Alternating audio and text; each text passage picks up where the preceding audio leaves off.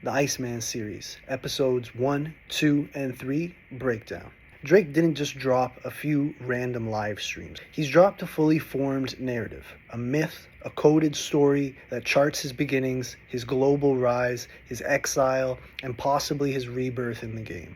What looked like abstract visuals is actually a deeply layered story about legacy, illusion, betrayal, and his return. So let's break down the ICEMAN series so far across the episodes. Episode 1, What Did I Miss? We start off with Drake in a cold Toronto ice factory. Warehouse all blue. Drake's working as an employee in the ICEMAN factory, blending in with machines, moving the ice, measuring it, going through the routine. He's not a boss here. He's a number, a cog in the system. Then something shifts. We see him in the lunchroom sitting alone, eating lunch, and as he's doing that, on the TV, he sees himself from the past, a younger Drake, still an aspiring rapper at that time, walking through the streets of Toronto around Yonge and Dundas Square. And then we hear a man say, Drake, he's going to run the game for the next 15 summers. A prophetic line that actually came true. Now, that moment might be the most important in the entire series, as it set the foundation of what the point was for the ICEMAN series. Factory Drake sees where he could be on the television. It's not just a dream, it's a vision of his future in front of him. As we move into the next song, What Did I Miss starts playing on the TV. He sees himself in a possible future in his Houston mansion surrounded by an artillery of weapons. And then it changes into him now, worker Drake, in his ICEMAN uniform, performing the song. So he's seeing what he could become, a potential change. Then, towards the end of the episode, he makes his move. He hijacks the truck, he drives through the city streets of Toronto, and the crowd starts surrounding him. Now, this isn't just Drake punching out. He's taking it into his own hands as he went and he literally took over Toronto, both in real life and on the stream. Next, we have episode 2, Which One? Starts off with the setting in London, in a brewery, and then the bathhouses, and then the Piccadilly station at the end. Drake starts alone in the brewery. He's surrounded by these red buttons and he's eyeing them down. Maybe he's brewing something up. Then something starts stalking him. From the bushes we see Pinocchio, hiding in there, a living symbol of lies and of fakeness. Next we see Drake head to the Manchester bathhouses where it's drenched in green and he meets with Central C. That's when Central gives Drake the bag. Whether this is a literal thing or just a metaphor, doesn't really matter. What matters is he's been handed something important, rare, and something that he's earned. They then chill by the empty pool where a woman comes in and starts dancing to the song Which One? Plays in her headphones. It's a summer banger built for movement, for joy, for dancing. Then we see Sench go off on his own, listen to a gritty, unreleased rap track, which includes a lyric at the end saying it will all make sense in the end when we make it out of the streets. As the episode moves along, Drake starts to go on a run. He's literally running with the bag. And Pinocchio tries to chase after him, but he could never catch him. See Drake then get to Piccadilly station, and he goes and heads to the elevator where he's literally ascending to another level.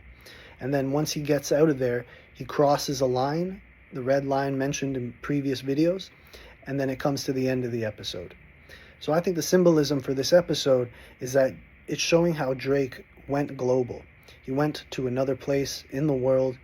He tapped into the mass appeal, and he started making that music to dance to, for women to dance to specifically. And that's how he tapped into the global reach and went to another level.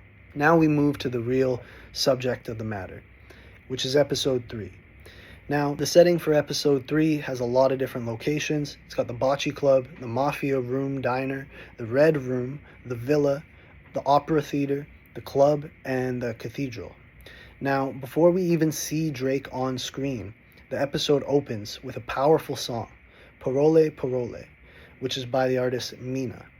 Now, this song is about empty words, false promises, people talking in circles without giving anything of real information, just giving a flirtatious surface-level conversation with manipulative intentions. The lyrics translated are words, words, words. And that's what Drake is kind of walking into. He's walking into a world of contracts, execs, labels, fake smiles, quiet manipulation. It's a perfect soundtrack to the industry, which is built on double-crossing backstabbers and illusion. Now we have the first scene where we see Drake. He enters into the bocce club. He walks in through a hall of trophies, looking at them, symbolizing achievements of others, legacies, none of them of his own. He then steps into the small, almost empty bocce arena. He makes that phone call to Yeat. Yeat picks up, and he's in the cathedral location. He says, "I got that thing set up in case anything goes left." Is it a trap, a warning, a setup? We'll have to find out down the line. And Drake goes into the diner, drenched in red, and he meets with the mafia types. They silently hand him a red card, and then they leave. During the scene, Drake looks nervous and uncomfortable, not the confident, cocky Drake that we know. We move on to the driving scene. Drake gets into the car and starts driving through the streets of Italy. And the first song he plays is supposedly titled "How I Feel."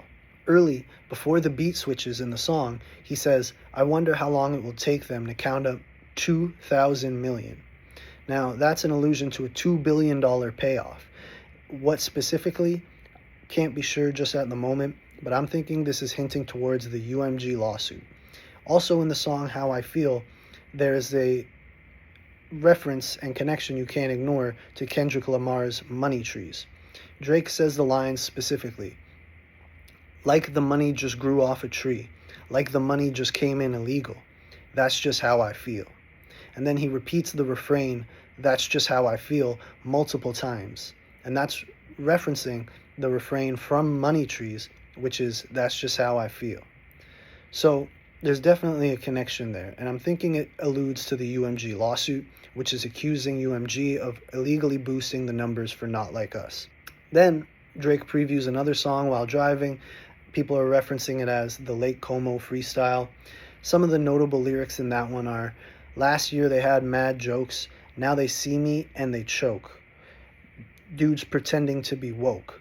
So he's definitely alluding to troubles that have happened over the past year, and I think we're going to see more of this down the line when we get more tracks from ICEMAN. So then we hear one more thing while Drake is in the car. It's an instrumental including Arabic vocals, and the sample itself is Fairuz's song Wahdon. Now, this song and Fairuz are very important references here. Fairuz is a famous Lebanese songstress who notably has multiple songs showing love for Palestine. There were rumors circulated online and in the past that Lucian Grange, UMG CEO, had offered Drake a large amount of money to do a performance in Israel. Apparently, Drake had denied it and turned it down. This could be a possible cause of the real rift between Drake, UMG, and specifically Lucian, was that he didn't want to play ball in supporting that. Now, this sample being used is very interesting because of this. And then months later, Drake signed that ceasefire petition, and he's since showed support for Palestine, along with 40 showing support for Palestine, most notably in his recent interview with the Middle East, North Africa, Rolling Stone, and conversation with Narcy that he had. So there's definitely a possibility of that being a big rift between the two of them. Lucian himself has donated lots of money and has got many artists to perform in Israel, and he has a lot of connections there. So back to the song Wahdon. The poem itself was written by Talal Haidar, and they said it was inspired by 3 Fedayeen, which are guerrilla fighters. They would pass by his balcony in Baalbek, and later he recognized their faces on the news after they were killed in a mission. The song is widely heard as a lament for absent fighters and for all who never returned. This could be a reference to the Palestinian martyrs themselves, and also notable in the song is some of the lyrics are roughly translated to, "You waiting for the snow, don't you want to return back?" Pretty obvious here that could be a connection to ICEMAN and Drake himself being from the snowy Toronto, Canada. Then it cuts to the next scene. the Pinocchio dinner. We see the 4 Pinocchios coming around a table, and they all sit for dinner, and one of them writes legacy on the table in what seems like blood. Each one of them is served a single block of ice by the waiter. The waiter then walks over after they've left and dumps the whole bucket of ice on top of the word legacy. This is a symbolization of the industry itself. Cold, ritualistic, designed to freeze, distort, and erase legacies entirely. This is the artists that are conspiring to take down Drake. Who specifically, it is hard to say. I would say one of them is definitely supposed to be Kendrick Lamar. The others could be Future, Metro, Weeknd, Rick Ross, A$AP Rocky, Pusha T even, and many more in the past who have tried to take down Drake. Now, we move on to the next scene where Drake meets up with a woman who looks strikingly like Sophia Grange. Sophia Grange being UMG CEO Lucian Grange's daughter-in-law. And she is married in real life to Elliot Grange, who is the CEO of Atlantic Music under UMG's umbrella. Now, there's a lot to that, and you can look that up separately, but it's definitely worth knowing to understand the big picture here. He meets the woman in the villa. They kind of have a bit of a moment of embrace. He goes into a back room, the red room, where he changes out of his outfit, comes out in a trench coat, looks kind of refreshed, like a rebranding, more mature, more professional even. And while this happens, there's videos of Drake freestyling over beats that are played on a projector on the wall that this woman is watching. One of them, Stuck, sounds like a hit, sounds like a great track.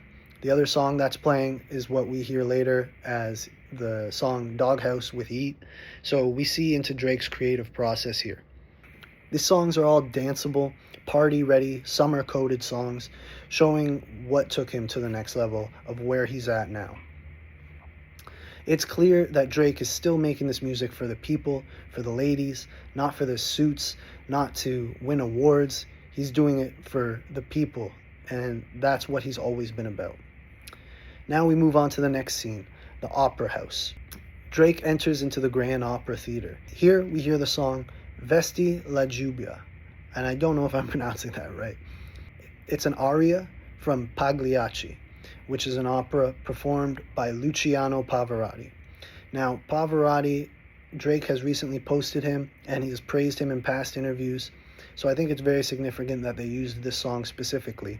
The lyrics roughly say in English, "Act, while in delirium. I no longer know what I say or do, and yet I must force myself." It's the story of a clown forced to perform through heartbreak. The perfect metaphor for artists under pressure to smile while they suffer. This is the story of Pagliacci, a sad clown. Drake first enters the mid-row stands of the theater, in the middle row, second level, and then he makes his way down to the floor.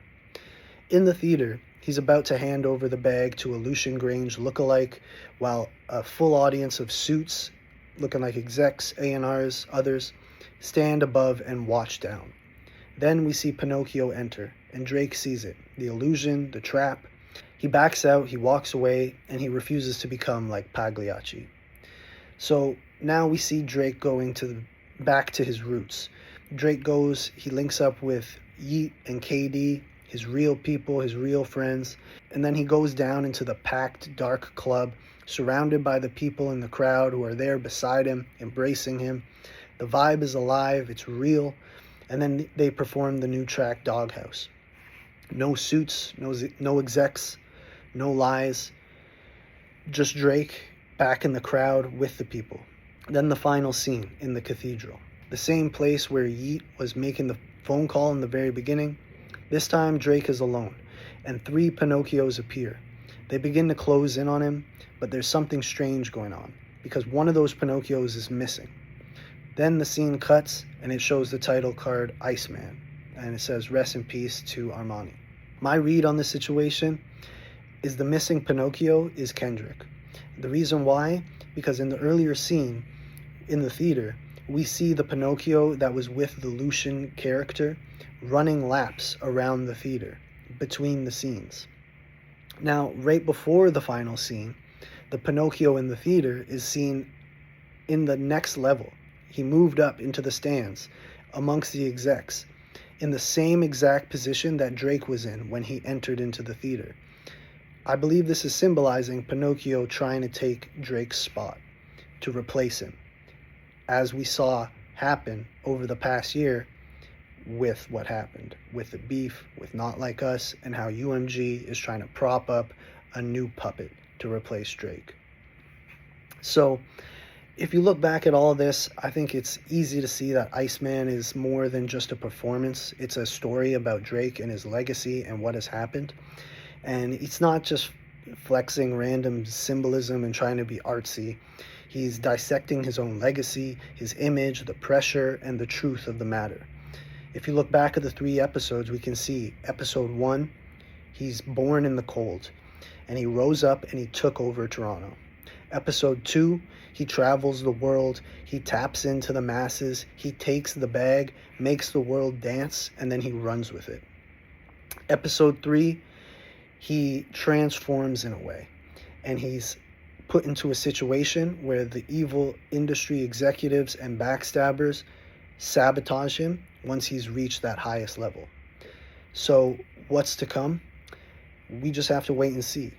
Will the Iceman live? Will he make it out alive? We'll see in the next episode or 2. I hope you guys enjoyed that.